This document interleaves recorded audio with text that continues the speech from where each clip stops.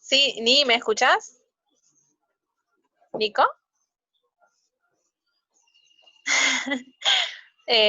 Sí, dale. Ya estoy. Creo que se ve ahí. Cheto.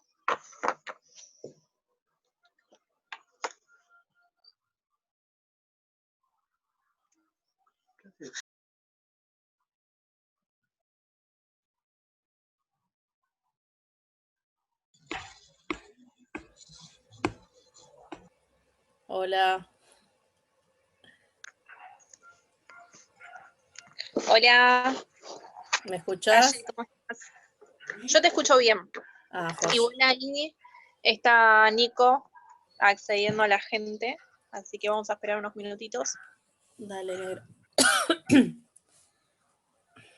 ¿Vos, mejor? No.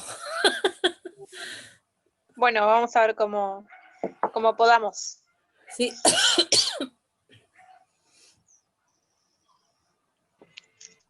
Voy a llamar al SAME, me parece.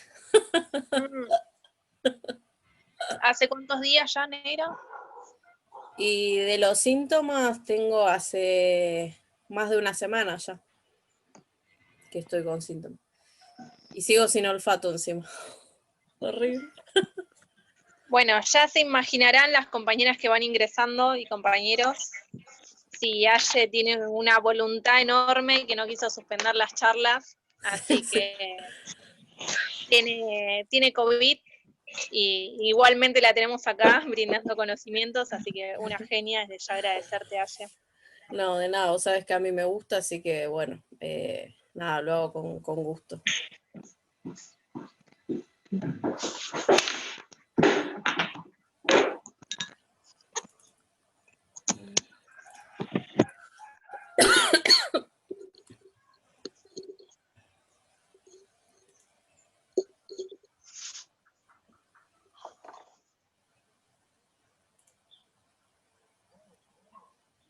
Sami, vos fijate a lo largo de la charla, fijate en el chat, porfa, ¿viste? Porque capaz que escriben alguna pregunta y yo no.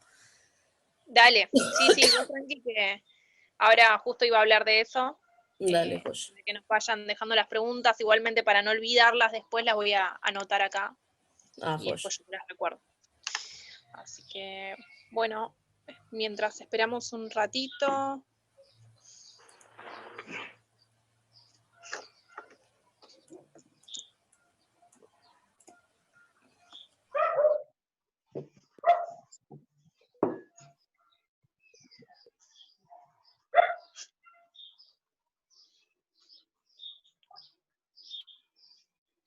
Hola, Maxi.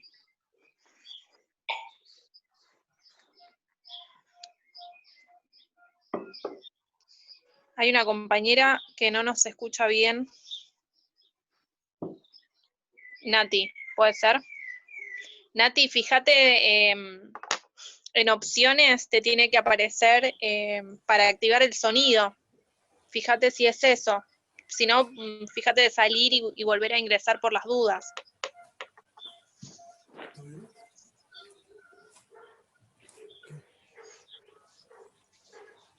Estoy haciendo una charla, boludo.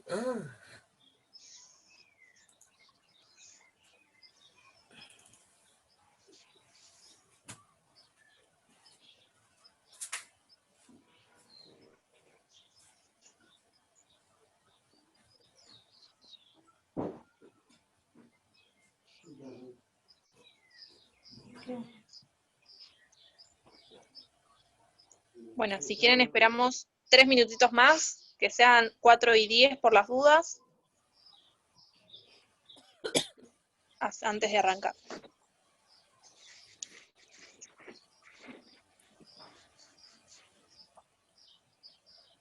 Sabés que siempre hay problemas del sonido cuando entras desde el celular. Va, yo siempre tengo problemas, que nunca sé cómo poner el sonido.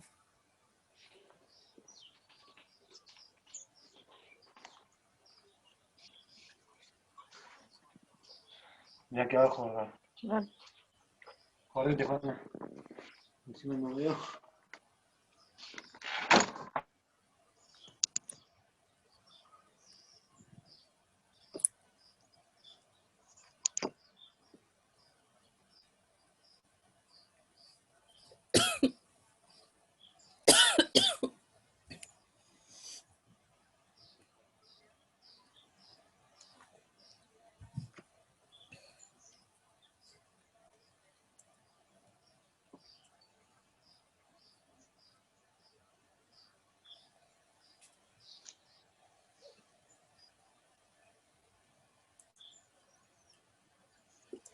Bueno, comencemos y última vamos a ir sumando algunos compañeros que se vayan sumando ahora a la reunión, a la sala de espera.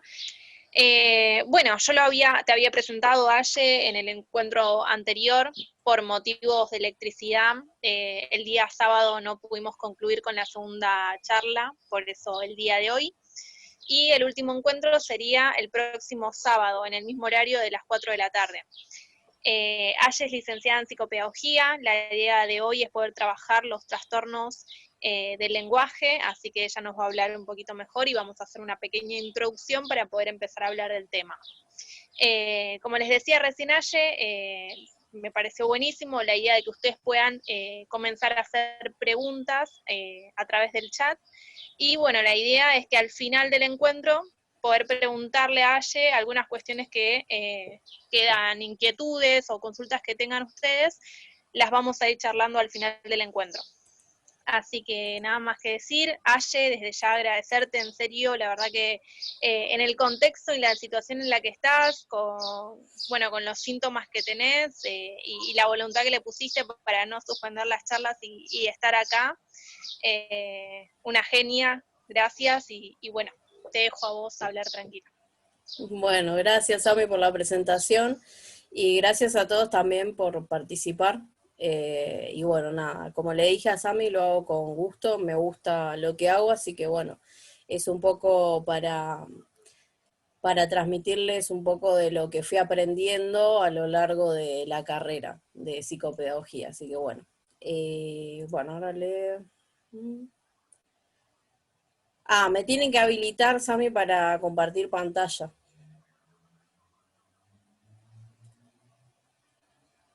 Dame un segundito que ya le pedimos a Nico. Dale.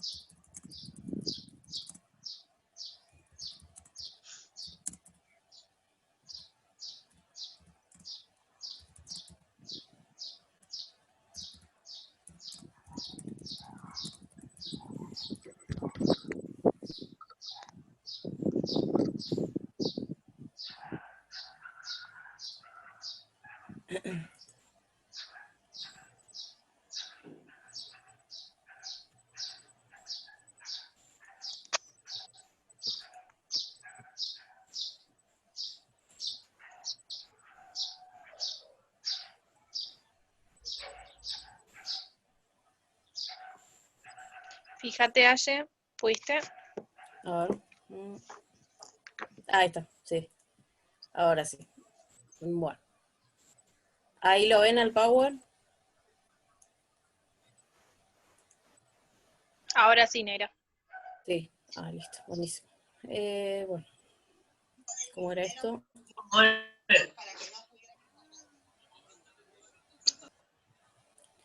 Ahí estamos. A los que van... no, ahí está. Ahí los puedo... Igual los puedo silenciar, creo. como para que no se escuche tanto el ruido de cada uno en sus casas, la idea es ir silenciando los audios. Bueno, Sami ya lo dijo, pero la idea sería que vayan haciendo preguntas al chat, cualquier cosa que no se entienda o necesiten aclaración. Bueno, acá, bueno, un poco les recuerdo el tema del modelo que vimos la semana anterior, bueno, en el encuentro anterior. Bien, para los que no estuvieron en la charla anterior, es importante que la vayan a pispear un poquito, quizás después de esta o como quieran, porque igualmente yo voy a hacer como un mini repaso, porque todos los trastornos del lenguaje que voy a ir comentando, que van a ver en esta charla, tienen que ver con este modelo neurolingüístico, ¿sí? Que expliqué la semana pasada. Y acá les recordé algunas cuestiones, por ejemplo los niveles, el nivel fonológico. Disculpe si tengo que respirar, es que estoy con ese síntoma también. Bueno, y tienen acá el nivel fonológico, nivel pragmático, nivel morfosintáctico, el semántico, y después acá yo les agregué, porque en realidad lo fui agregando en base a las preguntas que me fueron llegando de algunas personas que les fueron surgiendo dudas, ¿sí?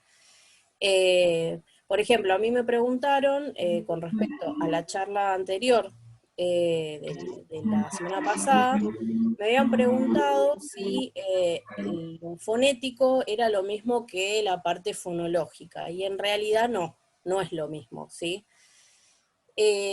La parte fonética, que vendría a ser esta parte donde dice praxias fonéticas, siempre va a tener que ver con los sonidos del lenguaje, ¿sí? Y lo fonológico tiene que ver en cómo se organizan todos esos fonemas para poder decir o pronunciar determinada palabra, ¿sí? Tiene que ver con la organización y la programación de esos sonidos, que me permiten poder hablar y decir lo que yo quiero decir, ¿sí? Bueno, esto tiene un poco que ver con esta parte fonológica, con este nivel fonológico, esta organización. Como les dije, la semana pasada, cuando les explicaba el tema de la lengua y el lenguaje, les explicaba esto también, que cada lengua tiene una forma particular, digamos, de organizar y combinar los diferentes fonemas. Y eso es propio de cada lengua, ¿sí? No es lo mismo, como les decía, la combinación de los fonemas que utilizamos nosotros que la que utilizan otras personas que tienen otro idioma, quizás. Bueno, a nivel pragmático, tenía como uso cotidiano de definición, es el uso del lenguaje que tiene que ver con el contexto, tiene que ver con poder entender las metáforas, las analogías, etcétera, ¿sí? Todas estas cuestiones. Y todo lo que tiene que ver también con códigos específicamente sociales también. Nosotros no podemos estar hablándole a una persona muy cerca porque estaríamos invadiendo su espacio personal. Bueno, esto tiene que ver un poco también con lo pragmático, las palabras que utilizo también según el contexto, etcétera. Es decir, hay un vocabulario que es adecuado para determinado contexto y otro para otros contextos, ¿sí? Nivel morfosintáctico tenía que ver con, bueno, la parte morfológica. Recuerden que tenía que ver con el tiempo, el género y el número, ¿sí? De lo que yo estoy diciendo, si estoy hablando en singular, en plural, ¿sí? Si es femenino, masculino, etc. Todas estas cuestiones. Y la parte sintáctica tiene que ver con la organización, ¿no? de la oración, de lo que yo voy a decir, que en cierta manera le da cierta coherencia, ¿sí? Y el nivel semántico, que tiene que ver específicamente con el contenido, con las categorías, con los conceptos que yo tengo digamos, en general, ¿no? que también todo esto es lo que le da sentido a lo que yo voy a decir, ¿sí? Cuando yo voy a expresar algo, tengo que pasar sí o sí por todos estos niveles, ¿sí? Por eso son los más importantes, digamos. Bueno, dicho eso, y bueno, este es el cuadrito, como les dije, que vimos la semana pasada. Para los que recién quizás se unen a esta charla, quizás es chino básico, pero bueno, cuando vean quizás la charla anterior van a entender un poquito más. Pero bueno, a grandes rasgos lo más importante, o sea, todo es importante, ¿no? Porque en definitiva todo es importante. Porque cada uno de estos componentes que ven acá, o estos niveles, ¿sí? Son importantes igualmente para el lenguaje, porque por algo están. ¿Sí? Si yo no escucho bien, mi lenguaje obviamente no va a ser el adecuado. Entonces tiene que ver un poco con eso, ¿sí?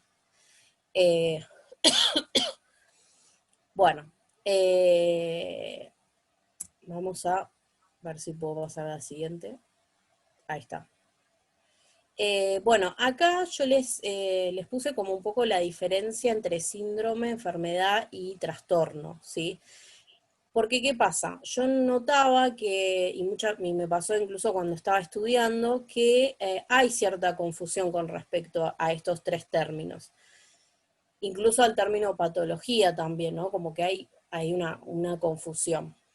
El síndrome se considera como un conjunto de síntomas que puede llegar a estar asociado a una enfermedad y que generalmente estos síntomas ya fueron estudiados, ¿sí? Incluso a veces se puede llegar a conocer de dónde provienen estos síntomas, por qué son causados estos síntomas. Quizá no se sabe la relación directa de por qué se causa, porque si no podríamos prevenir muchos síndromes, y no es el caso, ¿sí? Entonces, bueno, es un poco esto. Esto es lo que quiere decir síndrome. Enfermedad es la aparición de síntomas asociados a una falla anatómica. ¿Esto qué quiere decir? Que en la enfermedad sí o sí tiene que haber una falla en alguna parte, no sé, del cerebro, o tiene que haber una característica específica, ¿sí? Esto es lo que tiene quizás la enfermedad, ¿no? Como, no sé, cuando hablamos de enfermedad, algún tipo de enfermedad mental, por ejemplo, bueno, etcétera, ¿no? Todo lo que tenga que ver con estas cuestiones. Y cuando hablamos de trastorno, hablamos de una alteración del estado en general, digamos, de la persona, ¿no? Ya sea de la conducta o de la salud, ¿sí? Pero en realidad no se busca una asociación con alguna... hay comorbilidad, ¿sí? Entre trastornos, por supuesto que sí, pero en general, cuando hablamos de trastornos, se hace referencia a esto específicamente, a una alteración en la conducta, ¿sí?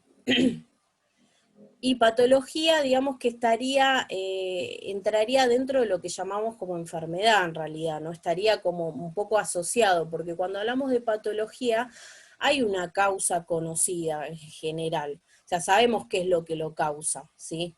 Entonces sabemos que hay, por ejemplo, cuando hablamos de afasia, nosotros sabemos que la afasia es causada por que ahora incluso lo vamos a ver más adelante. La afasia es causada por un daño o una lesión cerebral, entonces sabemos qué es lo que causa la afasia, ¿sí?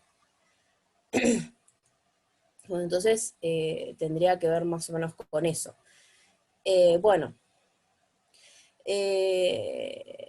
Bueno, también otra diferenciación es entre trastorno y retraso del lenguaje, ¿sí? Y dentro de esto encontramos que según el DSM-5, el DSM, para los que no saben, es un manual de diagnóstico, ¿sí? Donde están clasificados todos los diagnósticos, los síntomas, todo lo que tiene que presentar, tendría que presentar un paciente para poder diagnosticarlo, digamos. Ese es el DSM, tienen varios, ¿no? Tenemos el 4, la revisión del 4 y ahora el 5, ¿sí?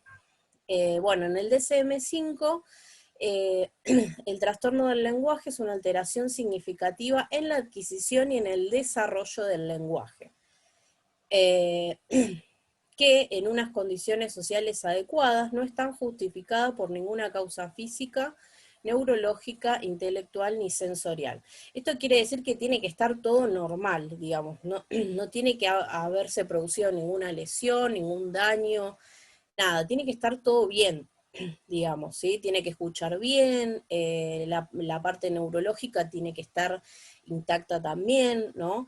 Y fíjense en esto, que el trastorno se caracteriza específicamente por una alteración significativa, quiere decir que es una alteración importante, en la adquisición y desarrollo, ¿sí? Y en cambio el retraso, en realidad, tiene que ver específicamente con las pautas madurativas, ¿sí? Que se dan, no es que no se dan, sino que se dan, pero de manera más lenta, ¿sí? Pero solamente en la adquisición del lenguaje sucede esto, ¿sí? En el retraso. Por eso hay cuando nos llega un paciente quizás que es muy pequeño todavía, eh, quizás en general, por ejemplo, puede ser un niño de 3 años, por ejemplo, que en este caso, en el caso de los niños, por ejemplo, de 3 años, a veces nos llegan con este tipo de consulta a los padres de que no habla bien o no se le entiende, bueno, etc. Bueno, entonces nosotros podemos inferir en este caso, al ser muy pequeño, que estamos hablando de un retraso, quizás en el lenguaje, en la adquisición de determinadas pautas madurativas. ¿Por qué? Porque todavía está adquiriendo el lenguaje, ¿sí? Eh, Otra cosa sería si es un niño más grande, ¿no? Ya ahí sí estaríamos hablando de un trastorno del lenguaje. Bueno, ahí está. Bueno, ahora vamos a hablar... Ay, me fui. Está bien.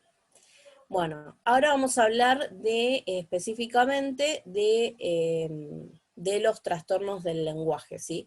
Yo les voy a especificar, algunos se los especifique más y otros menos, pero bueno, todo está basado en el modelo neurolingüístico que vimos la semana anterior, en el encuentro anterior, y igual les voy a ir especificando de qué parte del cuadro, digamos, estamos hablando, ¿sí? La medida de lo posible. Igual se van a ir dando cuenta y van a ver que con esto van a entender un poco mejor también el modelo, ¿sí? Bueno, tenemos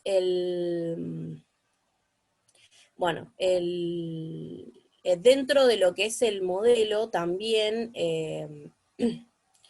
se especificaron una clasificación de trastornos del lenguaje según qué es lo que estaba dañado, es decir, según si el problema se encontraba en el nivel primario o en el nivel secundario, etc. ¿Sí? Bueno, el primero de estos es el de instrumentos de base. ¿A qué se referencia con instrumentos de base? Son, digamos, los sentidos y los órganos necesarios que tienen que funcionar de manera adecuada para que el lenguaje se pueda desarrollar de manera adecuada. Y no solamente que se pueda desarrollar de manera adecuada, sino que también se pueda expresar, es decir, que lo pueda adquirir y se pueda ir desarrollando también de manera adecuada. Porque a veces lo que sucede es que hay chicos, por ejemplo, que tienen dificultades específicamente en el ingreso de la información, ¿sí? Es decir, que pueden hablar de manera correcta, pero a la hora de ingresar la información a veces está un poco distorsionada, ¿sí? Bueno, entonces, los instrumentos de base tienen que ver, como les puse acá, con el funcionamiento anatómico, ¿sí? Es decir, con el funcionamiento del oído interno, del oído externo, ¿no? Etcétera. También tiene que ver un poco con la conexión entre el oído interno y el cerebro. Recuerden que hay una parte que se llama, que hay un nervio que conecta al oído interno con la corteza auditiva. y asociativa, ¿no? Que es lo que permite que podamos asociar la información que nos llega a algo previo, ¿sí? Es decir, si yo escucho una sirena sonando, la corteza asociativa es lo que me va a decir, es importante, o si yo escucho un timbre, digo, tengo que ir a atender porque alguien está en la puerta. Bueno, tiene que ver con esto. Bueno, bueno, acá les puse igualmente, abarca el funcionamiento del oído interno hasta la corteza auditiva. Y dentro de los instrumentos de base vamos a encontrar déficit sensoriales auditivos y trastornos del orden y control de la motricidad faringeo-bucal, ¿sí? Acá yo les puse el nivel primario, igualmente no los puse en todas las diapositivas porque me di cuenta que era, era muy tedioso también poner todo, pero igual se los voy a ir mostrando. Recuerden, el nivel primario es el que está abajo de todo, ¿no? En el cuadro, lo van a ver, que tiene que ver con la audición, ¿sí? Nosotros hablamos de los sonidos puros, les hago así un repasito así muy pequeño del nivel primario, donde hablamos de los sonidos puros, los ruidos significativos y lo que era la señal verbal propiamente dicha, ¿sí? Bueno. Recuerden que los sonidos puros serán, por ejemplo, cuando se cae un tenedor o cuando se rompe un vaso, por ejemplo, ¿no? Son sonidos que uno constantemente escucha en el ambiente, ¿no? Por ejemplo, yo de acá en mi casa a veces escucho el tren, por ejemplo. Bueno, no vivo en el campo, pero bueno, escucho el tren. Entonces, a veces, cuando mi oído me lo permite, porque también tengo un problema auditivo, escucho el tren. Bueno, ese es un sonido que yo escucho constantemente en el ambiente, o mismo el avión. Yo en mi casa escucho mucho los aviones, porque pasan muy cerca. Entonces, pero yo con el tiempo, como me acostumbré, aprendí a ignorarlo. No es un sonido significativo para mí, pero es un sonido que escucho. Después estaban los ruidos significativos, que como les dije, es lo que implica una acción, es decir, un teléfono sonando, un timbre, etcétera. Y lo que es propiamente la señal verbal, ¿no? Que alguien me está hablando y yo tengo que procesar eso que la otra persona me está diciendo, que es lo que ustedes están haciendo en este momento. Bueno, recuerden que los que trascienden son los ruidos significativos y la señal verbal, que ahora se van a dar cuenta un poco mejor de esto. Bueno, después tenemos bueno, como habíamos dicho, dentro de los instrumentos de base tenemos los déficits sensoriales auditivos, ¿sí?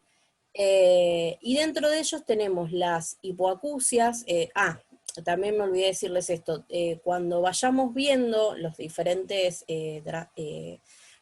trastornos, van a ir viendo que van a ver que hay causas que son congénitas y otras que son adquiridas, ¿sí?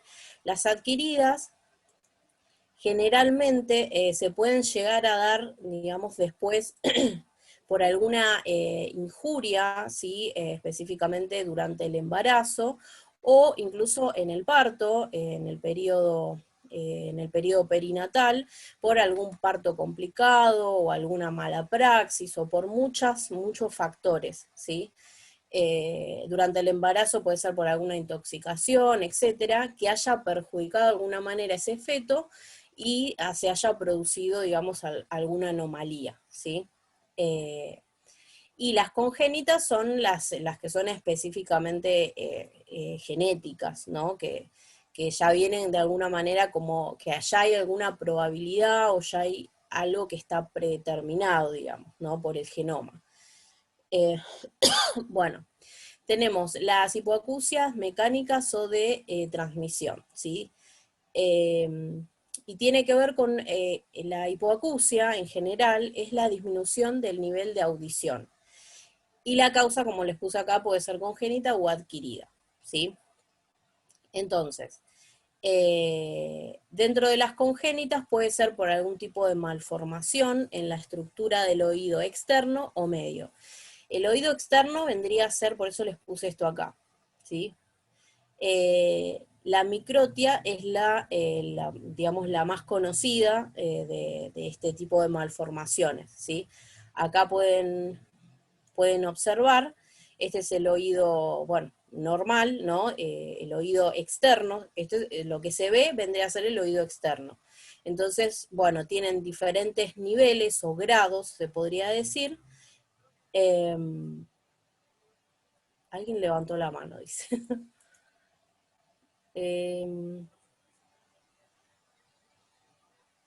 Bueno, no sé.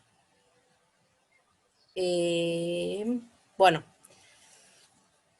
como les decía, hay diferentes niveles, ¿sí? de este tipo de malformaciones, ¿sí? Ven que acá tienen varios. El tipo 1, que casi no se nota demasiado, pero, bueno, la cuestión es que es un ejemplo, digamos, de este tipo de déficit, digamos. Después están las adquiridas, que pueden ser por alguna infección, ¿sí? Por, como ejemplo, por otitis recurrentes, ¿sí? O, como se dice, como también crónicas, ¿sí? Que pueden llegar a, digamos, a disminuir de manera significativa la frecuencia, digamos, auditiva de ese niño, ¿sí? Y por periodos prolongados, ¿no? Por eso tendría que ser algo crónico, ¿sí? Bueno, y después tenemos las hipoacusias de percepción, ¿sí? Que se presenta un daño en el oído interno o en el nervio que lo conecta con el cerebro. Esto es lo que les decía. No es solamente que funcione bien el oído, o sea, que funcione adecuadamente, digamos, el oído interno, sino que también que ese nervio no esté dañado, ese nervio que lo conecta con el cerebro no esté dañado, ¿sí? Porque si no igualmente va a haber ahí una dificultad auditiva, ¿sí? Bueno, y dentro de estas causas de hipoacusia de percepción tenemos las congénitas, que decíamos que pueden ser genéticas o por infecciones o intoxicaciones durante el embarazo, ¿sí? Y las adquiridas pueden ser por infecciones o por alguna intoxicación, ¿no? En el periodo postnatal, ¿sí? Bueno, después el otro era trastornos del orden y el control de la motricidad faringobucal, ¿sí? ¿Hay alguna pregunta hasta acá por las dudas? Porque vi que alguien levantó la mano, pero no sé cómo ponerlo. No, me parece que todavía no, Aye. ¿No? Igual Ah, bueno. podríamos esperar un ratito a ver si hay alguien que quiera. Pero me parece que podemos seguir. Bueno, cualquier cosa, bueno, me frenas, no hay drama. Vale. Dale. Dale. Bueno. Bueno, ahora vamos a comenzar con esta clasificación, los trastornos de orden y control de la motricidad faringobucal. Tenemos, dentro de estas tenemos, como les dije, las congénitas. Ay, ¿qué hice? Bueno, tenemos las congénitas y las adquiridas, como les había mencionado. Dentro de las congénitas podemos encontrar las disglosias, las afemias, las disglosias y las disartrias, ¿sí? Ahora les voy a ir explicando más o menos. Bueno, las disglosias tienen que ver con una debilidad en los músculos que se usan para hablar, lo cual suele hacer que el habla suene lenta o confusa, ¿sí? O sea, todos los trastornos que vamos a ver acá en esta clasificación tiene que ver específicamente con todos los músculos en realidad que utilizamos para poder hablar y para que el sonido del lenguaje, para que mis palabras suenen de manera adecuada, ¿sí? Tiene que ver más que nada con esto, ¿sí?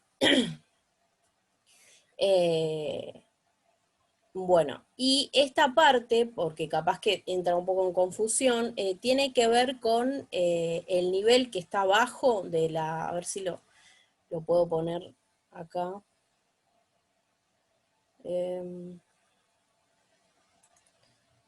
A ver si lo puedo, ay, no sé qué hice.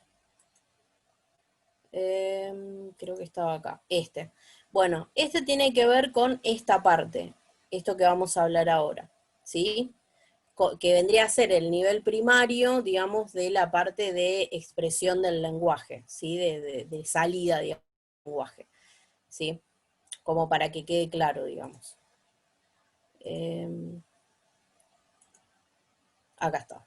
Bien, bueno, como les estaba diciendo, las disglosias tienen que ver con esto, con algún tipo de debilidad, digamos, en alguno de los músculos que se utilizan para hablar, ¿sí? Bueno, las afemias tienen que ver con la pérdida directamente de la capacidad para hablar, por eso es afemia, ¿sí? Es la pérdida total, digamos, para hablar. Después, las disglosias son alteraciones articulatorias debidas a anomalías anatómicas de los órganos articulatorios, ¿sí? Es decir, esto tiene que ver con esto que les puse acá, ¿sí? Por ejemplo, con lo que se llama también con el labio leporino, ¿sí? O a veces por alguna malformación, se podría decir, por la parte de la lengua o del paladar, ¿sí? Que hace que quizás cuando yo hable, el sonido no salga de la manera adecuada. Quizás programé bien los fonemas, la parte fonológica, seleccioné bien las palabras, todo, pero si mi parte articulatoria, o sea, los músculos que yo utilizo para poder hablar, no funcionan de manera adecuada o hay algún tipo de malformación, entonces ahí es donde se va a presentar igualmente dificultades cuando yo esté hablando, ¿sí? Después tenemos las disartrias, que son anomalías específicamente de pronunciación debidos a trastornos de las vías motoras centrales, de los nervios craneales o de los grupos musculares que intervienen en los patrones motores articulatorios. Es decir, esto tiene que ver específicamente quizás cuando hay algún tipo de daño en la parte motriz, digamos en la corteza motora, digamos cerebral, que interviene, digamos, en que yo pueda mover bien los músculos, o en lo que específicamente tiene que ver con los músculos del lenguaje, ¿sí? No tiene que ver con una malformación, yo puedo estar bien, o sea, aparentemente todos mis músculos están bien, pero la parte, la corteza, digamos, cerebral, que mandaría la orden a mis músculos fonatorios para poder hablar, no se produce de manera adecuada. ¿Sí? Ahí hay un problema por alguna lesión o por alguna cuestión, ¿sí? Esas son las disartrias. Bueno, y por otro lado las adquiridas, que son específicamente por lesiones neurológicas periféricas o centrales, ya sea por enfermedades progresivas, pueden ser por distonías secundarias, y se generan por una causa específica, ¿sí? Por ejemplo, cuando suceden las distonías son lo que son por eso se los puse acá abajo, son las contracciones musculares involuntarias, ¿sí? Por ejemplo, cuando suceden en los chicos que tienen, les pongo un ejemplo, una asociación media absurda, pero bueno, los chicos, por ejemplo, con epilepsia, ¿no? Que en realidad es involuntario, o sea, la contracción muscular que a veces sucede es involuntaria. Que en realidad siempre es involuntaria en realidad, pero bueno, tiene que ver con eso, las distonías. Por eso dice distonías, ¿no? Porque tiene que ver con el tono muscular, ¿sí? Bueno, después dentro de lo que es el nivel secundario, y vamos avanzando un poco, tenemos los trastornos neurolingüísticos, ¿sí? Que incluyen trastornos tanto práxicos, o sea, de todo lo que tenga que ver con movimientos articulatorios, como gnósicos, ¿sí? Por la coordinación de esos movimientos aprendidos, ¿sí? Yo les decía que incluso lo que son las praxias fonéticas, ¿sí? Que tiene que ver ya con la salida más del lenguaje, en cambio las gnosias tienen que ver más con la entrada del lenguaje. Pero las praxias fonéticas, yo les decía, cuando hablamos de la parte fonética, tiene que ver específicamente con los sonidos del lenguaje, ¿sí? determinado sonido requiere la activación de determinado músculo, ¿sí? Algo así sería. Bueno, eso es lo que hacen las praxias fonéticas. ¿Sí? Yo seleccioné una palabra, organicé los fonemas, cómo los tengo que decir, y bueno, después de que hago eso, voy a las praxias fonéticas para que se puedan activar los músculos necesarios para poder decir esos sonidos en esa secuencia, ¿sí? Bueno, eso ya se los había explicado la semana pasada, pero bueno, así tómenlo como repasito también. Bueno, y dentro de los trastornos neurolingüísticos de este nivel secundario tenemos el nivel... sí, el nivel secundario, perdón. Dentro de los trastornos lingüísticos, perdón, me mareé un poco, tenemos dentro del nivel secundario, tenemos los déficits gnósicos y déficits práxicos, y dentro del nivel terciario tenemos los déficits lingüísticos y déficits psicolingüísticos, que tienen que ver más que nada con las patologías de escritura, ¿sí? De lectura, escritura y cálculo, ¿sí? Que eso en realidad lo vamos a ver el próximo encuentro, que no me acuerdo cuándo es, que ya Sami seguramente se los va a decir, creo que era el primero, pero bueno, esto lo vamos a ver específicamente, más detalladamente, la próxima charla, ¿sí? Así que voy a estar detallando estos, ¿sí? Bueno, recuerden que el nivel secundario abarca todo lo que son las nocias a la corteza asociativa. Recuerden que la corteza asociativa tiene que ver con esto, con que yo escucho un sonido, un ruido, ¿no? Reconocí un ruido que me parece significativo, que requiere que yo accione, que haga algo, ¿sí? Entonces, por eso es que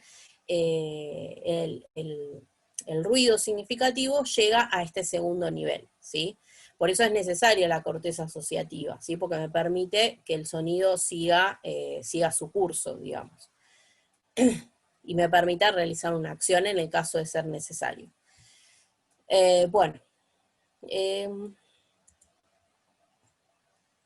Bueno, después tenemos, como les decía, dentro del nivel secundario tenemos los déficits gnósicos, ¿sí? Y como les dije también anteriormente, teníamos dentro de lo que son las causas congénitas y las que son las adquiridas. Por las dudas se los vuelvo a decir. En este lo puse separado y en otros los puse juntos, así que bueno, ya les voy a ir diciendo.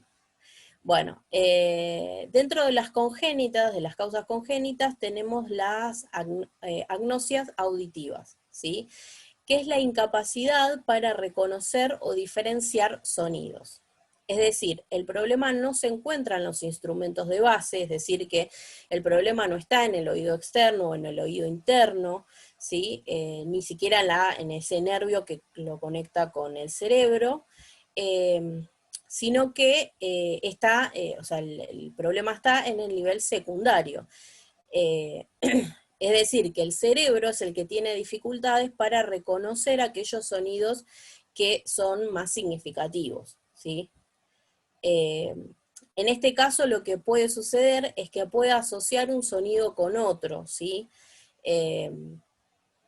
Por ejemplo, si escuchan, no sé, lo que es un motor sonando, por ejemplo, lo puede llegar a asociar con algún otro sonido, ¿no? Como por ejemplo, no sé, el rugido de un león, no sé, por decirles algo, ¿no? Lo puede llegar a asociar de esta manera, pero nunca va a poder decir, no sé, es un motor sonando, no sé, ¿sí? Tiene que ver un poco con eso, ¿sí? Bueno, y tiene que ver con esta parte, con el reconocimiento de los ruidos, no tiene que ver tanto con el lenguaje, ¿sí? Tiene que ver específicamente con los ruidos, es decir, que si escucha una sirena, por ejemplo, no va a poder diferenciarlo, ¿sí? Si es significativo, si no, o qué es más, si es más significativo una sirena, o es más significativo, no sé, que esté sonando el teléfono, estas cuestiones, ¿sí? Esto es lo que no va a poder diferenciar, digamos, en este nivel secundario, ¿sí? Por eso les puse acá que tiene que ver con el reconocimiento de los ruidos. Y la agnosia verbal sí tiene que ver específicamente con las agnosias fonéticas, ¿sí? ¿No? Porque es la incapacidad para reconocer sonidos verbales, ¿sí? Igual acá se los puse 2 veces, no sé verbales. ¿Sí? Pero este sí tiene que ver específicamente con la señal verbal, ¿sí? Con la parte, digamos, del lenguaje, ¿sí? Bueno, después tenemos los déficits nósicos adquiridos, ¿sí? Que en general, hay un ejemplo bastante claro, que es el síndrome afásico epiléptico, que también lo van a encontrar con otros nombres, pero es un raro síndrome neurológico infantil caracterizado por un desarrollo repentino o gradual de la afasia, que es esta incapacidad para poder entender o expresar el lenguaje. Si la afasia es no habla directamente, ¿sí? Eso significa afasia. Bueno, es decir, en este síndrome el niño tuvo un desarrollo normal, ¿no? O lo que se consideraría como normal y dentro de las pautas normales o esperables para la edad que tiene, y después hay como un retroceso, empieza a retroceder y empieza a perder todas esas habilidades que había adquirido hasta el momento, las empieza a perder hasta que directamente no habla, ¿sí? Estas son las que se pueden producir directamente por un daño, ¿no? Se produce por alguna lesión, entonces puede ser por esto, o puede tener otra causa también. Recuerden que es un síndrome, por eso les dije al principio, les dije que era un síndrome, que es un trastorno, etc. Bueno, los déficits prácticos. Los déficits prácticos Los déficits prácticos, bueno, también se dividen, ven que acá lo puse junto, congénitas y adquiridas. Bueno, dentro de lo que son las congénitas tenemos las dislalias, que es la incapacidad para pronunciar uno o varios fonemas, ¿sí? Esto creo que es lo que me preguntaba un chico la semana anterior, que bueno, me parece que tiene un poco que ver con esta parte, ¿no? Recuerden que cuando nosotros hablamos de algún tipo de déficit, digamos, no es lo mismo hablar de un déficit fonológico que hablar de un déficit fonético. Generalmente los déficits fonéticos nos vamos a dar cuenta porque son sistemáticos, es decir, siempre tienen problemas con los mismos fonemas, ¿sí? No es que van cambiando, ¿sí? En cambio, cuando es fonológico, vemos que un niño puede, por ejemplo, puede pronunciar la P de manera adecuada, en algunas palabras y en otras no, ¿sí? Entonces, ahí es donde nos damos cuenta que, primero, que el error no es sistemático, es decir, que no siempre cuando el fonema P interviene, tiene dificultades, sino que aparece, digamos, variado, ¿sí? Esto es a lo que hace referencia. Bueno, las dispraxias bucofaciales que tiene, bueno, yo acá les puse nivel 5, ¿sí? Bueno, el nivel 5 en realidad, que ahora se los voy a mostrar, el nivel 5 vendría a ser esta parte, todo lo que tiene que ver con las praxias fonéticas, ¿sí?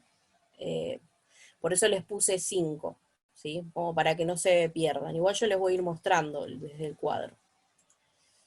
Bueno, las dispraxias bucofaciales no permite la imitación o la ejecución de un gesto de la boca o de la cara, ¿sí? Tiene que ver con esto específicamente. ¿Sí? Quizás la dislalia tiene que ver más que nada con las praxias fonéticas, y este ya tiene que ver más que nada con gestos específicos, ¿sí?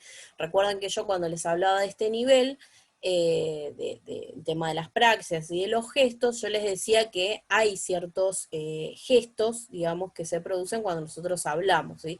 Que son necesarios para el lenguaje, ¿sí?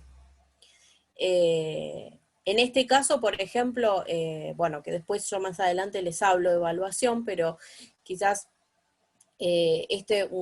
para evaluar, digamos, si nosotros sospechamos que hay algún tipo de dispraxia, bucofacial, lo mejor sería hacerle algún tipo de mímica o de cara y que él lo pueda imitar, ¿sí? En el caso de que no lo pueda hacer, ya sabemos que quizás, muy probablemente, la dificultad esté a nivel de los gestos, ¿sí? Es una alteración en la ejecución de determinados movimientos aprendidos en respuesta a una orden, fuera de contexto, ¿sí? Nosotros sabemos que cuando hablamos con la boca hacemos ciertos gestos, ¿sí? Porque son necesarios para hablar. Los movimientos que realizamos de la boca, de la lengua, cómo posicionamos la lengua, etcétera, son todos en realidad movimientos que se generan en realidad de acuerdo a los fonemas que queremos decir, ¿sí? A la palabra que nosotros queremos decir y al orden de esos fonemas, ¿sí? Bueno, esos son en realidad, son movimientos que se dan automáticamente, diría yo, ¿sí? Bueno, en este hace más referencia a movimientos de imitación, ¿sí? A movimientos mímicos de imitación, específicamente bucofacial. Bueno, que no son el resultado de problemas sensoriales o motores, falta de coordinación o deterioro intelectual, ¿sí? Esto quiere decir que no tiene que haber algún tipo de falla cerebral en la parte motora, por ejemplo, los niños con parálisis cerebral, por ejemplo, que generalmente tienen problemas motrices, bueno, no tiene que haber ningún tipo de este tipo de dificultades a este nivel, digamos. Y bueno, dentro de los adquiridos tenemos las apraxias bucofacial, ¿sí? Que es la incapacidad para realizar movimientos voluntarios de los músculos de la laringe, faringe, lengua, los labios y mejillas, ¿sí? Acá yo les puse 4D y 5, es decir, tiene que ver más que nada con la programación fonológica, que es el 4D, y el 5 que vendría a ser la parte, digamos, eh, de los gestos, ¿no? Y la parte de las praxias fonéticas, ¿sí? Estos músculos específicamente son los del lenguaje, ¿sí? La laringe, la faringe, la lengua, los labios y la mejilla, ¿sí? Todos esos músculos, digamos, son los que pertenecen específicamente al lenguaje, ¿sí? Estamos hablando de movimientos voluntarios, ¿sí? Igualmente ahora voy a volver y les voy a mostrar. Ven, acá yo les puse 4D, que es la programación fonológica, y el 5, está entre estos dos, ¿sí? ¿Por qué está entre esos dos? Porque en realidad a veces las dificultades en general suelen variar, a veces, ¿sí?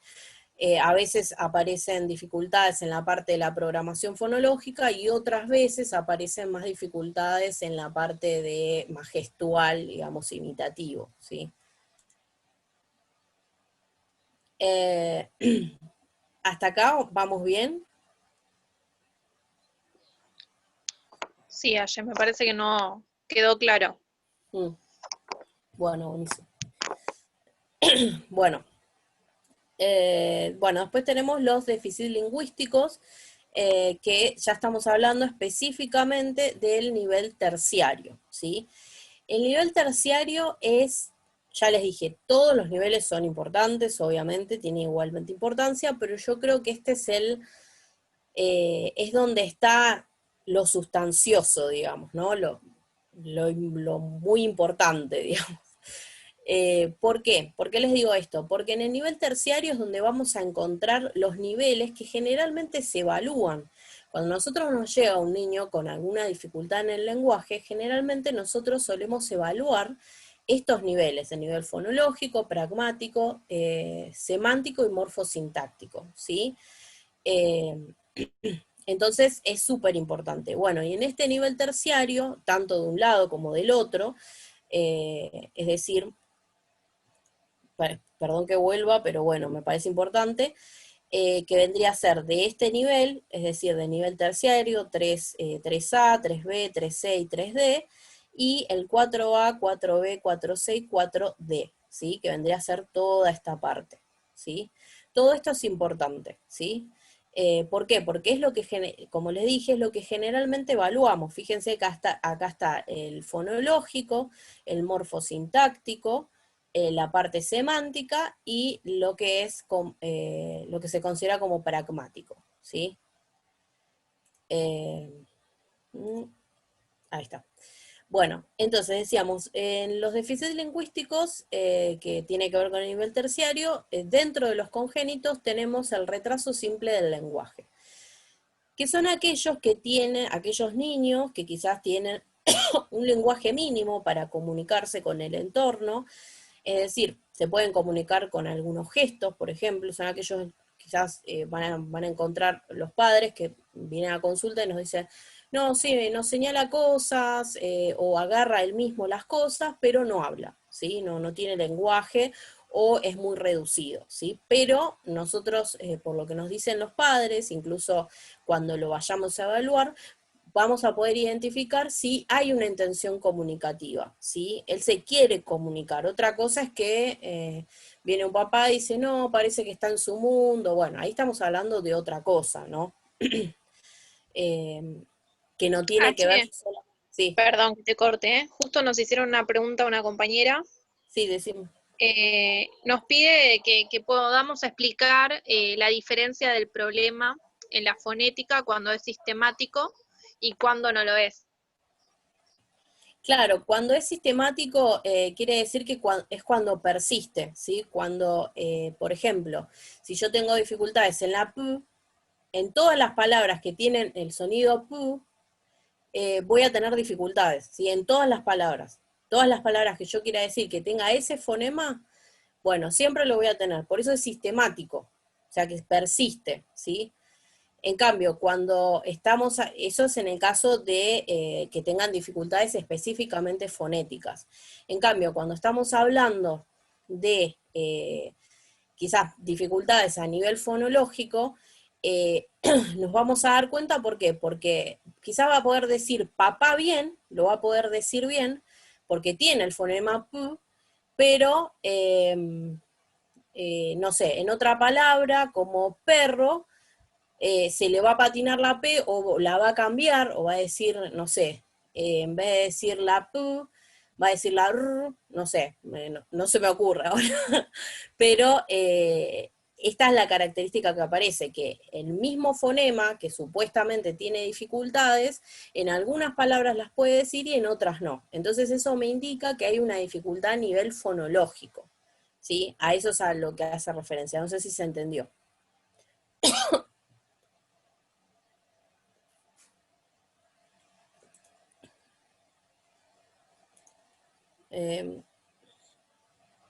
Sí, ahí está. Justo ahí nos contestó Cintia, así que sí, que quedó ¿Sí? claro. Ah, buenísimo. Bueno, continúo entonces, si no hay otra pregunta. Bueno, entonces, bueno, les decía que, bueno, esto tiene, bueno, les expliqué lo del retraso simple del lenguaje, ¿sí? Hay una intención comunicativa, pero hay, digamos, en lo que es, digamos, lo que es la comprensión y la expresión del lenguaje, suele ser inferior o estar bastante empobrecido con respecto a otros niños. Suena re fea la palabra empobrecido, pero bueno, con respecto a otros niños quizás de la misma edad, ¿sí? También esta parte comparativa yo mucho no la comparto, o sea, con otros niños, pero bueno, lamentablemente hay ciertas pautas que se dan en cierto tiempo, ¿sí? Que si bien, obviamente cada niño tiene su tiempo, digamos, de desarrollar determinadas pautas madurativas, es importante tampoco dejarlo que, sí, a que a los 3 años no habla, bueno, ya va a hablar. No, o sea, hay que establecer ciertos límites, ¿sí? Que me parece importante más que nada para poder accionar a tiempo, ¿sí? Bueno, dentro de las congénitas también tenemos las disfasias, que las disfasias es un término viejo en realidad, que actualmente se utiliza para caracterizar a los chicos con trastorno específico del lenguaje. Pero el trastorno específico del lenguaje tiene otras cuestiones, ¿sí? Así que bueno, yo les puse acá como que seguramente si lo buscan en algún otro texto o lo van a ir leyendo, lo van a encontrar también con esta terminología, ¿sí? Que es la dificultad para hablar o usar palabras correctamente. Varían según la dificultad que presentan, es decir, pueden tener dificultades en la pronunciación de alguna palabra o en la organización de las palabras. O puede padecer también de disnomia. Y acá yo le puse 4B. La disnomia es la dificultad que tiene el paciente para poder encontrar la palabra, ¿sí? Es como yo les decía cuando nosotros armábamos un discurso, ¿sí? Primero partimos de la parte semántica, donde tenemos todos los conceptos, las categorías, etcétera, y después vamos a la parte lexical para poder seleccionar las palabras que representan esos conceptos, ¿sí? Entonces, bueno, tiene que ver con eso específicamente, ¿sí? La disnomia, ¿sí? No encuentro la palabra, rodeo el concepto, pero no encuentro la palabra. Es como cuando dicen, lo tengo en la punta de la lengua, ¿sí? Digo esto con lo que se escribe, ¿cómo se llama? Esto que es azul, bueno, más o menos sería eso, ¿no? Rodear el concepto y no poder decir la palabra, ¿sí? Bueno, después, yo les puse 4B acá. Perdona, Ye, que Sí, te sí. interrumpa. Sí, sí, sí. No, que se me ocurrió un ejemplo muy claro. Digo, tengo un pacientito que hace un tiempo me pasó, digo, que no podía decir la palabra farmacia y me decía por ahí todos los elementos de cómo sería la farmacia, pero no me podía decir la palabra concreta, farmacia, ¿no? Y Claro. incluso me decía, el que tiene la cruz, y bueno, y me explicaba, y que tiene remedios, que tiene esto, y no me Sí. podía decir la palabra, digo, ahí es un ejemplo que Sí, las lo 5 y quería traer 4. porque estaba muy relacionado. Claro, sí, sí, sí, tal cual, Sami. Es un buen ejemplo. Claro, ves, rodea el concepto, te dice eso que tiene una cruz, que vende medicamentos, te iba rodeando el concepto, pero no podía encontrar la palabra. Bueno, la dificultad estaba acá, en la parte de selección lexical, ¿sí? Que es el 4B que les estaba comentando, por eso volví para atrás. Pero sí, es un buen ejemplo, Sami. ¿Dónde estaba yo? Acá. Bueno, después tenemos las adquiridas, que tienen que ver con todas las afasias que tengan que ver con algún tipo de lesión cerebral, ¿sí? Hay alguien que tiene Porque no le quiero poner el cuello. audio prendido. Ya, eso fue lo ¿Eh? para acá. Ahí está. Bueno, que son todas las afasias que tengan que ver con algún tipo de lesión cerebral, ¿sí?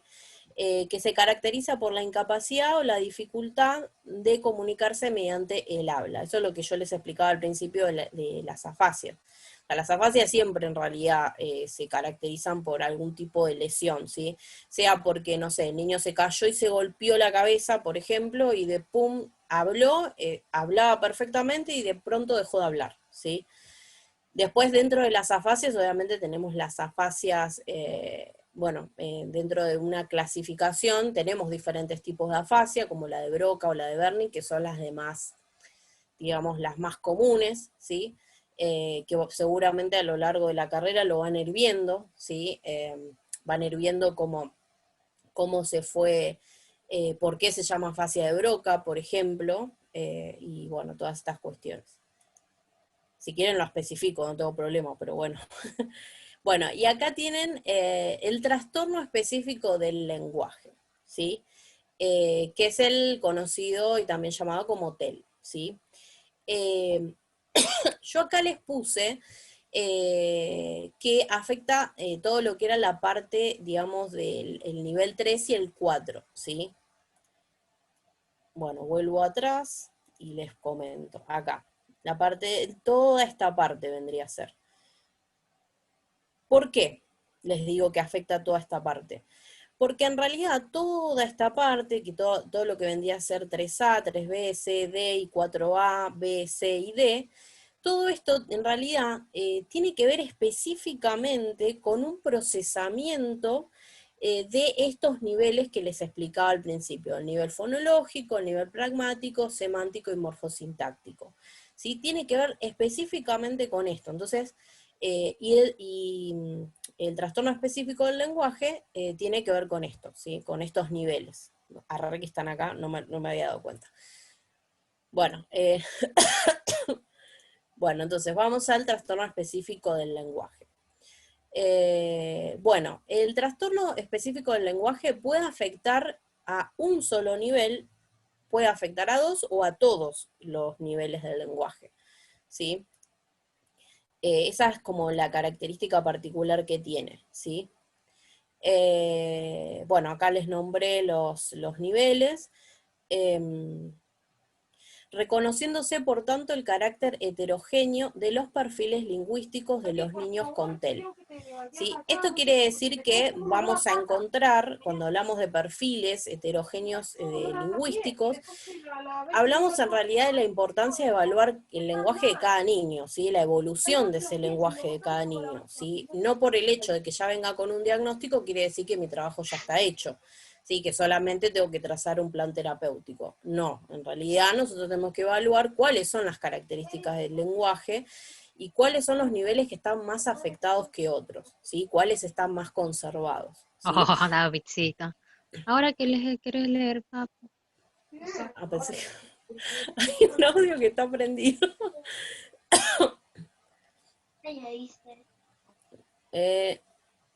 Ahí está. Perdón. Es que me distraen los ruidos. Bueno, entonces, por eso habla de carácter heterogéneo, ¿sí? Es decir, que dentro de todos los niños, ¿no? De una cantidad de todos los niños que tienen TEL, no todos se comportan de la misma manera. Eso es a lo que hace. Bueno, cuando decimos que una persona presenta un diagnóstico de TEL, hacemos referencia a que presenta alteraciones en el desarrollo de la comprensión y o expresión del lenguaje, o sea, tanto de un lado como del otro. Por eso yo acá le puse el nivel 3 y 4, porque puede ser tanto para el ingreso, digamos, para comprender el lenguaje, o en la salida también, ¿sí? Por eso les puse 3 y 4.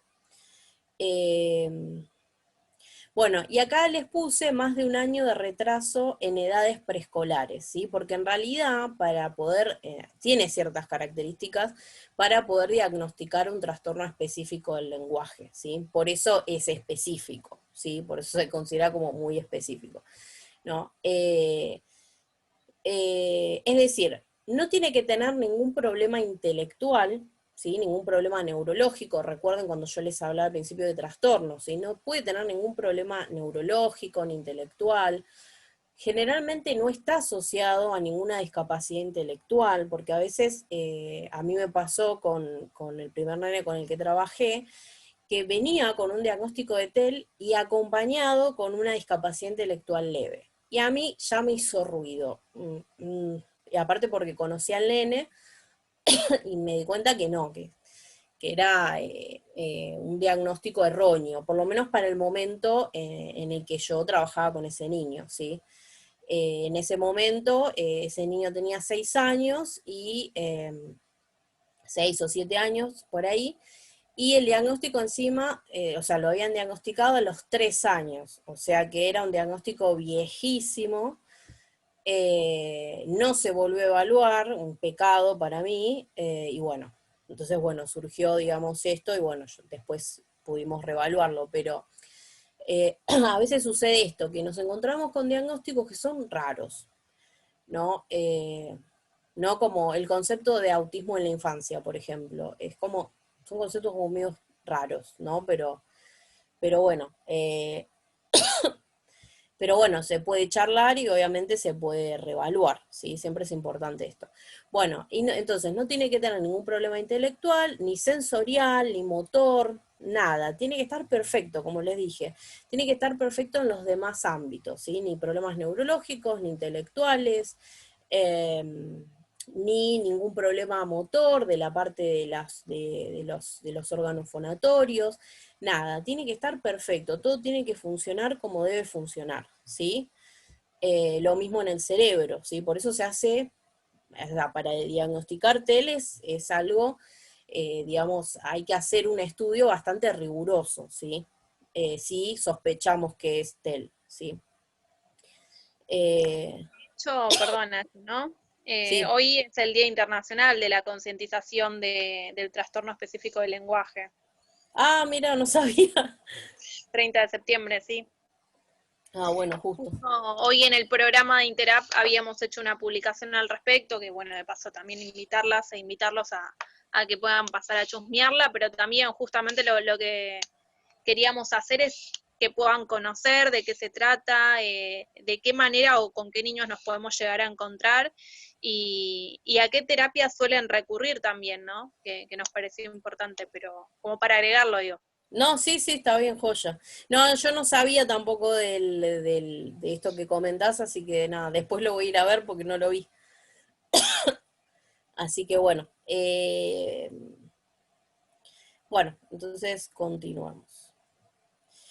Bueno, después tenemos los trastornos de la comunicación social, ¿sí? Yo les puse acá 3D y 4A, que ahora volvemos y les digo, que vendría a ser esta parte. 3D, que vendría a ser la parte pragmática específicamente, y 4A, ¿ven? Coincide acá con esto. Toda esta parte. Todo lo que viene a ser la parte pragmática, todo lo que es entender las analogías, las metáforas, ¿no? Que tiene que ver específicamente con esto. Volvamos. Trastorno de la comunicación. Bueno. En este tipo de trastornos aparecen dificultades para comprender la elección de vocabulario adecuado según el contexto. Esto es lo que les decía, es puramente pragmático. También tienen dificultades en la comprensión de metáforas y analogías y para poder expresar una misma idea de diferentes maneras. Esto es lo que yo les explicaba. Esto tiene que ver más con el 4A, ¿sí? De que yo para poder, que tiene que ver con la formulación, es decir, con lo que yo voy a decir, ¿sí?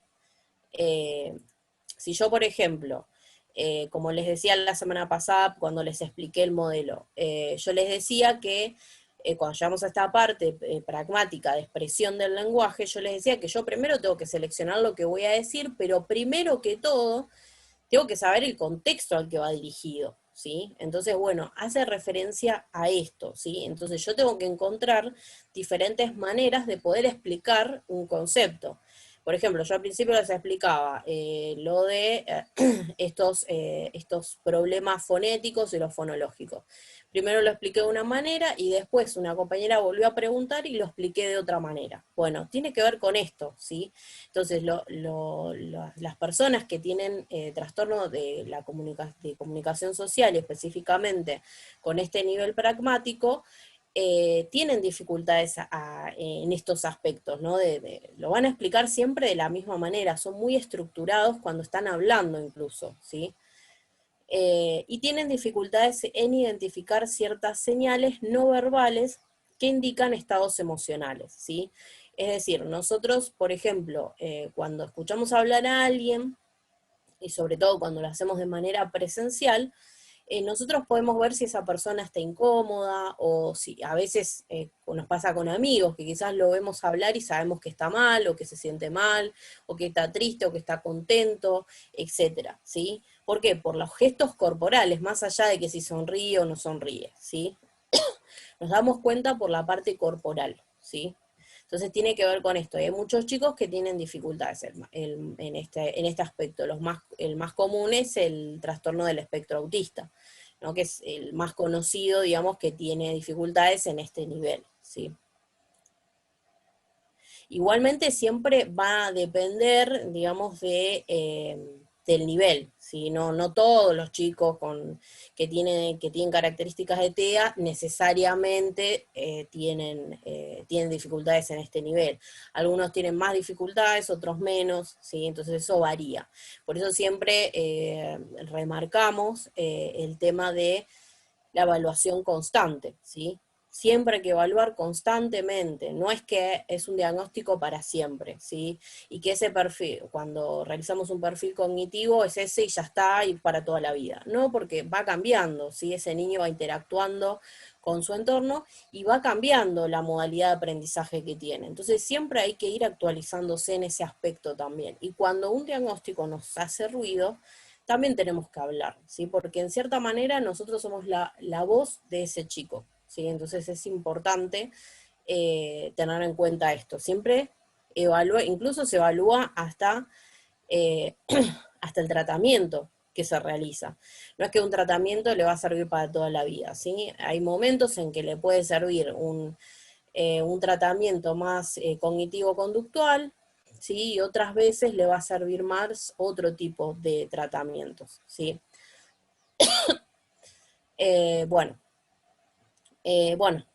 Acá yo les puse, así a grandes rasgos, cómo evaluamos los diferentes niveles, ¿sí? Los diferentes, por eso yo les explicaba al principio que en realidad nosotros lo que evaluamos son en general los niveles pragmáticos, semánticos, bueno, etcétera, ¿no? Los que les mencionaba al principio. Pero, acá yo les puse más o menos cómo se evalúa cada nivel o cómo se podría evaluar cada nivel, ¿sí? A grandes rasgos. Por ejemplo, el nivel primario lo podríamos evaluar a través de la percepción de sonidos, ¿sí? Que pueda identificar sonidos, simplemente, ¿sí? Pueden ser que aplauda cada vez que escucha, no sé, sonidos que son, por ejemplo, del lenguaje, ¿sí? Y otros que son del ambiente, no sé, por decirlo de alguna manera. Después el nivel secundario, que va a tener que ver con identificar ruidos significativos de las nóseas fonéticas, ¿sí? Es decir, identificar, no sé, una sirena, un timbre sonando, un teléfono, de aquellos que son específicamente fonéticos, ¿sí? Después tenemos la parte del nivel terciario, ¿sí? Que ya acá evaluaríamos cada nivel por separado, ¿sí? Que decíamos, la parte fonológica, por ejemplo, identificar, por ejemplo, palabras y no palabras. Las no palabras son, por supuesto, o también llamadas como pseudopalabras, son palabras inexistentes, ¿no? Hay una palabra que dice mucho, que a mí me re quedó, que es una no palabra, pero que ya como que me quedó en mi léxico, de Mascarich, de la profesora. Algunos la deben conocer, otras no, pero seguramente la van a conocer. Está en la materia de fundamentos biológicos, y también está en elementos de la neuropsicología infantil, que habla mucho y dice mucho Casu, por ejemplo. Casu, ella siempre pone el mismo ejemplo para hablar de no palabras, ¿sí? Bueno. Entonces, les decimos determinadas, le damos determinados estímulos auditivos, que son palabras y no palabras, y tienen que identificar cuáles son las palabras y cuáles no, ¿sí? Más o menos sería eso, ¿no? Eso me permitiría evaluar esta parte fonológica, ¿sí? Incluso cuando, si quisiéramos saber la parte de programación fonológica, recuerden que tiene que ver con todo lo que es la organización fonológica, tendríamos que, por ejemplo, darle, no sé, una imagen y que diga qué es, por ejemplo, ¿no? Eso me permitiría identificar el tema de que diga el nombre, ¿no? Que el nombre, que nomine a esa imagen que le estoy mostrando, ¿sí? Después la parte morfológica, que vendría a ser identificar el género, tiempo y número, ¿no? También la producción de enunciados complejos y respuestas a preguntas simples. Y acá yo creo que en general cuando uno evalúa el lenguaje es importante hacerlo hablar al niño, ¿sí? Que le cuente, no sé, qué fue a hacer ayer, por ejemplo, qué hizo ayer, o qué hizo la semana pasada, o qué comió ayer, o qué va a comer hoy, ¿sí? Entonces eso nos va a permitir saber estas características del género, tiempo y número también, ¿sí? O también se les puede mostrar imágenes, por ejemplo, de algo que él puede asociar de que tiene un género. ¿Sí? Por ejemplo, no sé, una gatita con un moñito, por ejemplo, en la cabeza, le va a indicar, un moñito rosa, le va a indicar, bueno, es un poco medio prejuicioso, pero bueno, más o menos los chicos generalmente lo identifican de esa manera. Entonces va a poder decir, es una gatita o es un gatito, ¿sí? Bueno, esto tiene que ver con el género, a lo que me refería. Mismo del tiempo, ¿no? Se pueden mostrar dos imágenes cronológicas en el cual se le pueda pedir que las ordene, ¿no? Una persona que está por comer con el plato lleno y de pronto otra imagen con el plato vacío y la panza llena. Bueno, por ejemplo, esa sería una buena manera de evaluar esta parte, porque ahí va a decir, y que acá está por comer y acá ya comió, ¿sí? Tiempo. Bueno, eh, bueno, eso también. Después tenemos lo que es la evaluación de la parte sintáctica. ¿Por qué lo puse por separado, siendo que el nivel lo pone junto? Porque en realidad el hecho que esté junto no quiere decir que no se tenga que evaluar la parte sintáctica, ¿sí? Y en general, cuando evaluamos la parte sintáctica, en realidad también vamos digamos, a centrarnos en cómo organiza el lenguaje, ¿sí? Cómo habla, cómo se expresa, ¿sí? Si utiliza los términos adecuados, si no estoy hablando si habla adecuadamente, si dice malas palabras, no me estoy refiriendo a eso específicamente, sino de cómo lo organiza y si tiene una coherencia lo que está diciendo. Y si a lo que yo le pregunto me responde, ¿sí? Eso también es parte de esta parte sintáctica.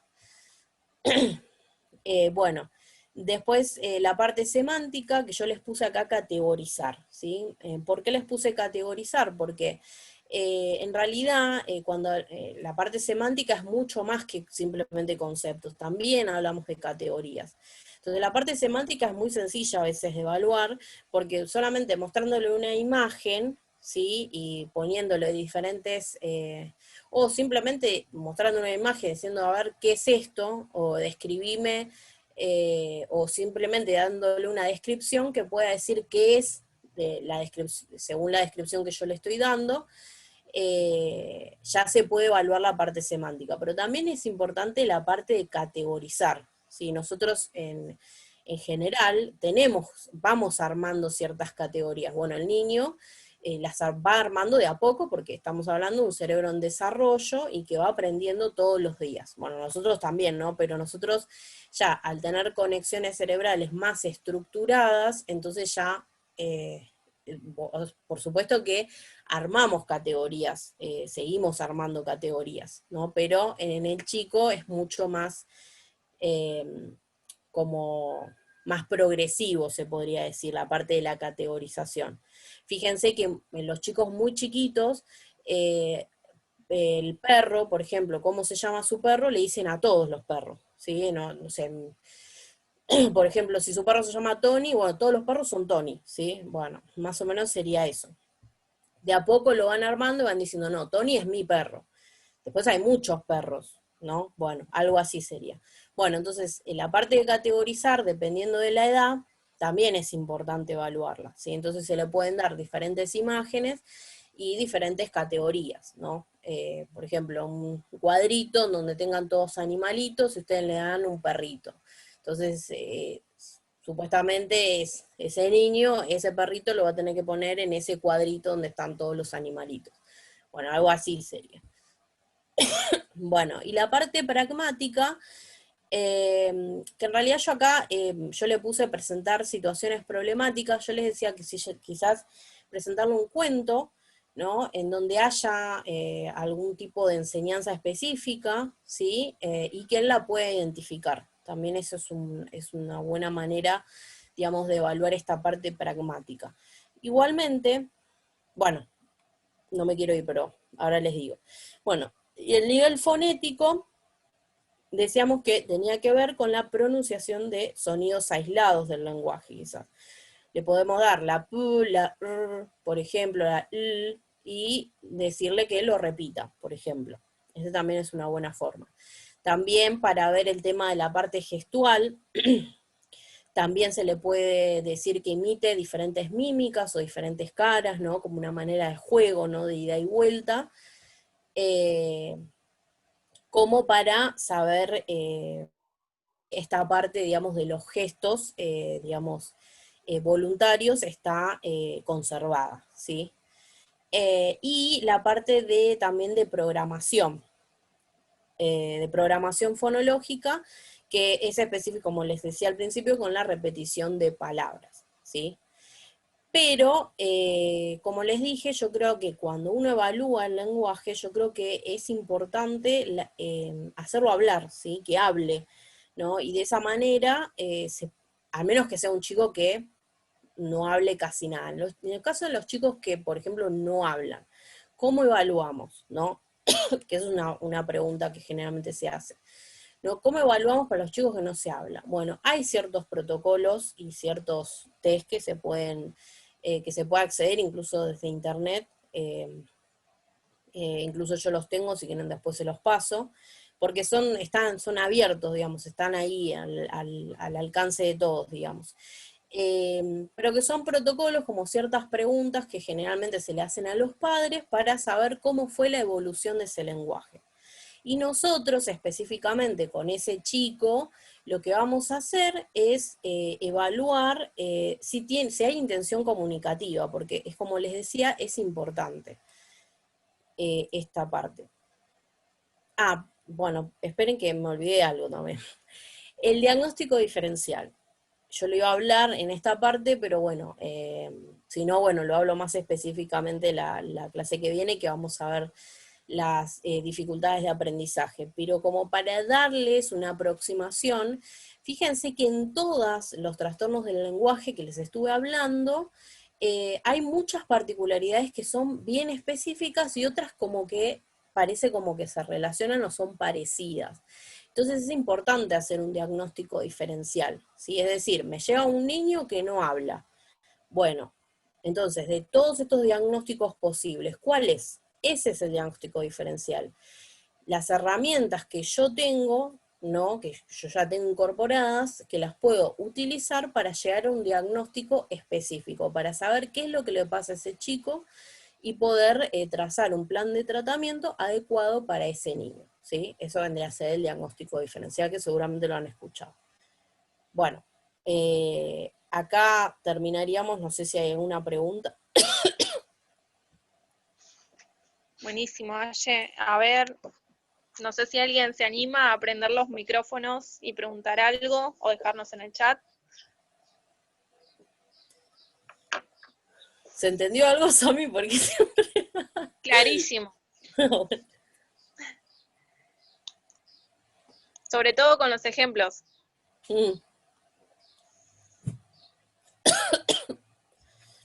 Nadie se anima. No, parece que no. Bueno, igual yo como les digo siempre me pueden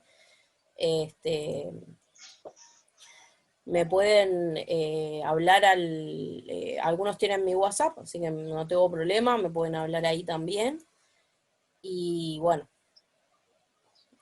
cualquier Si no, en cosa. última, Aye, ¿vos podrás dejarlo acá en el chat por las dudas o algún contacto? Mi celular, sí, ahí lo anoto. Ahí Laura nos escribió. Muy claro. Ah, joya. Sí, sí, me pueden hablar ese número, no hay problema. Yo cualquier cosa, si tienen alguna duda muy específica, no tengo problema en responderla. Así que, bueno. Pero igualmente, Sami, creo que me vas a bajar la charla completa, ¿no? Sí, sí, sí. Justo Nico está con el perfil de Todos por Sociales, así que la idea es desgrabarlo y publicarlo en el canal de YouTube como hicimos con el primer encuentro. Así que por eso quédense tranquilos que si hay alguien que por ahí se suma un poquito más tarde o al revés, bueno, lo van a poder encontrar ahí en el canal. Y bueno, también invitarlos e invitarlas al último encuentro, que va a ser el sábado 3 de octubre, en el mismo horario, a las 4 de la tarde, va a ser por Zoom también, así que va a ser por el mismo link que les mandé, igualmente yo después lo voy a recordar por las dudas, así que no se olviden, va a ser el último, y la temática creo que la escribí en el chat, pero es acerca de dificultades específicas de aprendizaje. Bueno. Así que bueno, Bueno, ahí te están escribiendo bueno, las compañeras. muchas gracias por todo. Muchas gracias por escuchar y por estar del otro lado. Bueno, disculpen si me trababa un poco, es que me falta un poco el aire y bueno, no estoy del todo bien. Esperemos que la próxima esté mejor. Cuídate mucho. Bueno. Igualmente les agradezco por estar del otro lado, por escucharme y bueno, como les dije, cualquier duda que tengan no me molesta para nada. De última tardo un poquito en contestar, pero les contesto. Así que, bueno, nada, eso. Nos vemos en la próxima. Bueno, gracias, Aye. Saludos. Chao, dale, gracias, Ami, nos vemos.